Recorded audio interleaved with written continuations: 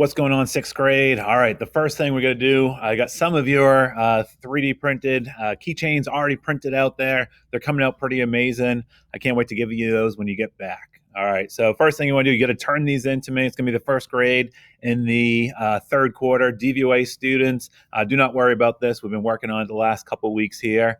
Last year, we started designing our houses, so hopefully we jump right into this and get ready to roll. So first thing, make sure you give me, title your project up here. So click up here and tell me what color would you like to be printed out in. Now, once you've done that, I'm gonna close this out here.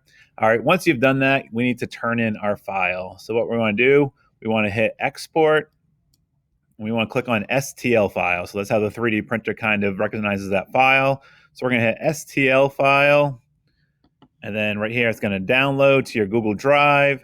And then you're going to turn that in on Canvas for our first week. So I'm going to put those in as our first grade. Some of your keychains have been coming out amazing. I can't wait to see them. So turn in that file. It will go right to your Google Drive on our assignment for this week in Canvas. And then I'll put that grade in there. So if you have any questions, let me know. Let's get those in. I've seen some pretty amazing Among Us, a PlayStation controller.